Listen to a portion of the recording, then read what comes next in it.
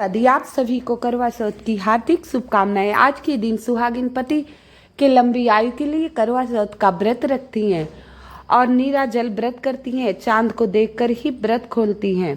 व्रत कथा अवश्य सुननी चाहिए।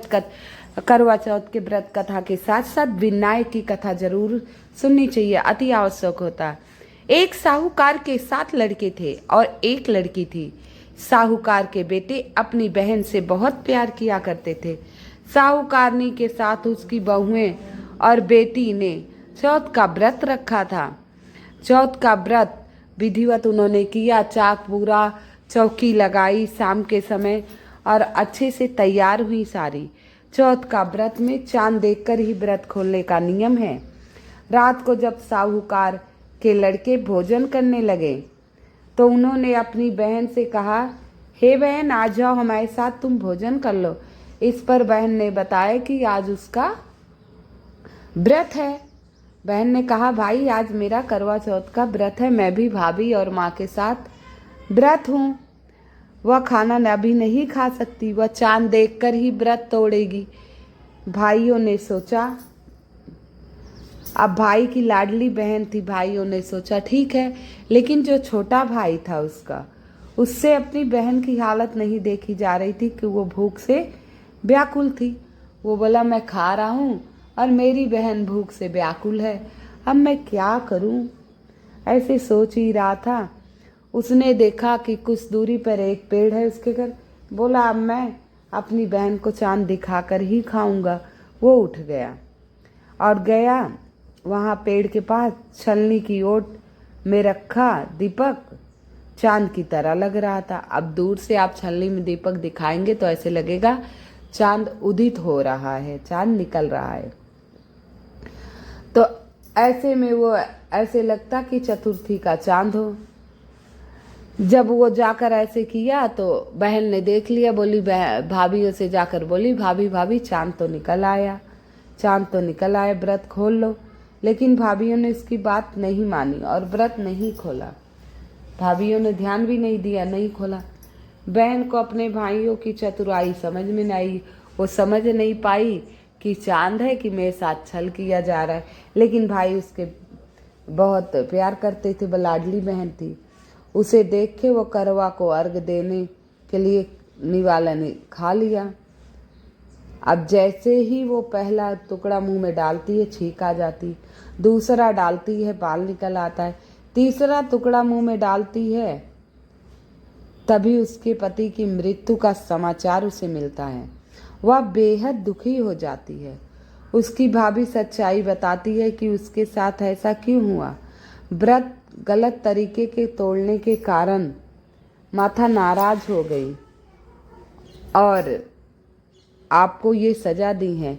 इस पर वह निश्चित करती को अपने पति के अंतिम संस्कार नहीं करेगी, अपने सतीत्व के उसे पूर्ण जीवन दिलाकर रहेगी। ऐसे दुखित होकर वह अपने पति के शव को लेकर 1 वर्ष तक बैठी रही। पूरे 1 वर्ष तक बैठी रही, जब तक अगला करवा चौथ व्रत नहीं आ गया। वो वही लेकर बैठी रही। बोली, जब तक मैं पुनः जीवित नहीं कर दूंगी तब उनकी रोज सेवा करती, रोज पानी से पोंछती, कपड़े बदलती, जैसे जीवित व्यक्तियों की सेवा की जाती वैसे वो सेवा करती थी। और सारा दिन सौभाग्य मंत्र का जाप किया करती, माता का ध्यान किया करती। और 1 साल बाद जब करवा का व्रत आया, 1 साल बाद बैठी रही और उसके ऊपर उगने वाली घास इकट्ठा करती रही। अब भाई इतने सालों में तो घास इकट्ठा हो जाएगी, उगेगी, तो एक एक घास उसको निकालती रही और इकट्ठा करती रही। उसने पूरे साल चतुर्थी व्रत किया। साल में 24 चतुर्थी व्रत आती है, एक कृष्ण पक्ष की आती है, एक शुक्ल पक्ष की आती है। उसने दोनों व्रत किए। चतुर्थी के उसने पूरी साल श्रद्धा से व्रत किया और चांद देखकर ही व्रत खोलती। उसने नियम बना लिया था पूरी साल। और अगले साल कार्तिक मास की कृष्ण पक्ष की जब चतुर्थी आई, यानी कि करवा चौथ व्रत, फिर आने पर उसने पूरे विधि विधान से करवा चौथ व्रत किया। पूरे दिन व्रत रही, एक बूंद पानी नहीं पिया, रात दिन जाप करती रही, अपने पति की सेवा करती रही। ऐसे पूरा दिन उसने किया और चांद निकलने पे अर्घ्य दिया और फिर जल ग्रहण किया। शाम को सुहागनियों से अनुरोध की कि वह यम की सुई ले लो, यम की सुई ले लो, पी की सुई दे दो, मुझे अपनी जैसी सुहागिन बना दो। यम की सुई ले लो, पी की सुई दे दो, मुझे अपनी जैसी सुहागिन बना दो। जिसके फलस्वरूप करवा माता और गणेश जी ने आशीर्वाद दिया, उसका पति पुनः जीवित हो गया। जैसे गणपति देव और करवा माता ने उसकी सुनी, वैसे सबकी सुने, सबका सुहाग अमर हो। जो कहानी कहे, जो कहानी सुने, उसके पति की लंबी आयु हो। ऐसे कहते हुए उसने अपना व्रत खोला, अपने ससुराल गई, पति के साथ अच्छे से रहने लगी। और वहाँ भाभीयों ने फिर करवा चौथ साल की 12 नहीं तो साल की 24 नहीं तो 12 नहीं तो 6 नहीं तो 4 नहीं तो 2 अवश्य करनी चाहिए। 4 नहीं तो 2 अवश्य करनी चाहिए। आइए विनायक की कथा सुनाने से पहले कहते हैं करवा चौथ की व्रत सुनने के बाद विनायक की कथा अवश्य सुननी चाहिए, नहीं तो कथा का पूरा फल नहीं मिलता है। तो विनायक की कथा सुनाने से पहले आप सभी से निवेदन है, कृपया मेरी वीडियो को लाइक एवं सब्सक्राइब अवश्य कर दीजिएगा और श्री गणेशाय नमः कमेंट में अवश्य लिख दीजिएगा। विनायक चौथ में गणेश जी की ही पूजा होती है, तो गणेश जी की कथा बिना तो हर कथा अधूरी है। तो आइए प्रथम पूज्य श्री गणेश जी की कथा आरंभ करते हैं। ओम श्री गणेशाय नमः। एक बुढ़िया थी, उसके बेटा और बहू था। बेटा कुछ काम नहीं किया करता और घर में बस सामान्य रूप से धन था, जिससे सुचारू रूप से उनका जीवन यापन हो सके। बुढ़िया माई का नियम था, हर महीने में 2 बार जो कृष्ण पक्ष और शुक्ल पक्ष की चौथ आती, वो दोनों ही किया करती। और प्रतिदिन का नियम था, गणेश जी को, विनायक जी को भोग लगाया करती। घर में जो भी बन जाता नियम से पहले भोग लगाती तो ही खाती, उनका नियम था। ऐसे देख रहे थे गणेश जी अति प्रसन्न हुए, बोले इस बुढ़िया माई को तो वरदान देना पड़ेगा। ये काफ़ी दिन से चौथ का व्रत कर रही हैं और पूरे नियम धर्म से निभाती हैं। गणेश जी ऐसे सोचे, बोले अगली बार इसको मैं फल दे दूंगा। जो चौथ का व्रत किया और विनायक को भोग लगाया, तब फिर विनायक जी प्रसन्न होकर बोले, हे मैया, मैं तुझसे अति प्रसन्न हूँ। रोज जो बनाती हैं मेरा भोग लगाती हैं और मेरी पूजा, मांगो क्या मांगती हो। तो बुढ़िया माई बोली, मेरे इतनी बुद्धि तो है नहीं, ऐसा है आप कल आ जाना, मैं पूछ कर बता दूंगी। गणेश जी बोले, जैसी इच्छा मैया, आप पूछ कर ही बता दीजिए। ठीक है। अब बहू से जाके बोली, गणेश जी ने ऐसे कहा है। बहू बोली, पोता मांग ले। पोता नहीं हो रहा तेरे, पोता मांग ले। फिर बेटे से पूछी, बेटा बोला, माँ धन नहीं है, बहुत सारा धन मांग ले। अब बुढ़िया बोली, क्या मांगू, समझ नहीं, सब अलग अलग। पड़ोसन से बोली, पड़ोसन बोली, काहे का बेटा बहू, काहे का पोता धन, तू अपना दीदा गोडा मांग ले, तेरा शरीर सही रहेगा तो ही ठीक रहेगी, ना तो कोई सेवा सावा ना करे, तू भी फालतू के चक्कर में पड़ी। अब बुढ़िया को पड़ोसन ने भी समझा दिया।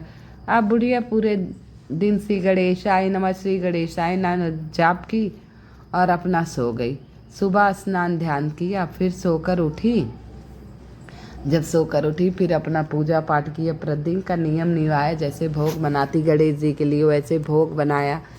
फिर बोली, फिर गणेश जी आए पूजा के बाद, बोले मैया कुछ सोचा है, क्या मांगना है, क्या फैसला किया।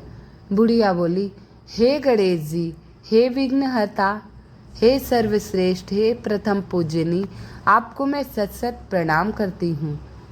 हे बाबा, आप मुझे, मैं दीदा गोडा बना रहे, नात पोता मेरा सोने के पालना में झूला झूले, दीदा गोडा बना रहे ऐसे, और चांदी कटोरा में दूध पिए। अब गणेश जी खूब हंसे, दीदा गोडा बना रहे, मांगी को खिजूड़ रही हूँ और नाती पोते सोने के पालना में झूला झूले, चांदी कटोरी में दूध पी। बोले, हे बुढ़िया, तूने तो मुझे ठग लियो। माँ बोली, कैसे ठग लियो। बोले, ठगी ली, एक बार में ही सारा बोल, मांगी को खिजूड़, सुहाग भी बना रहे, तेरी गोद का तेरा बेटा भी बना रहे और नाती भी सोने कटोरे में दूध पिए, चांदी के धन रहेगा तो ही तो पिएगा। और पोता मांग लिया कि मेरे नाती पोते सोने, अब सब कुछ देना पड़ेगा। बड़ी तेज से हंसे और बोले माई तू तो ठग ली मुने। बोले अब वरदान देने आए तो वरदान ढंग का ही दो। तो तथास्तु बोले। दीदा गोडा मतलब वो सदा स्वस्थ रहेगी, मांगी को खिजूड़ मतलब उसका सुहाग भाग बना रहेगा, और बेटे के पास बहुत सारा धन हो जाएगा, पोता तो हो ही जाएगा। पोता कही थी माँ जी ने, पोता सोने कटोरा में दूध पिए चांद, अरे सोने के झूले में झूला झूले, चांदी कटोरे में दूध पिए। जब इतना सब मांग लिया तो सारा कुछ आ गया। तथास्तु कहकर चले गए। उसी दिन से फिर सब कुछ धीरे धीरे उनके घर में होने लगा, और बेटा बहू भी नियम से अब चौथ का व्रत करने लगे, और गणेश जी की पूजा उनके घर में अब धूमधाम से होने लगी। जब पड़ोसियों को पता चला तो पड़ोसी भी धूमधाम से श्री गणेश की पूजा करने लगे। उनके गांव में चौथ का व्रत बड़े ही धूमधाम से होने लगा। तो बोलो विघ्नहर्ता श्री गणेश जी की जय, शिव परिवार की जय। एक दंताय विद्महे वक्रतुंडाय धीमहि तन्नो दंती प्रचोदयात्। ओम श्री गणेशाय नमः।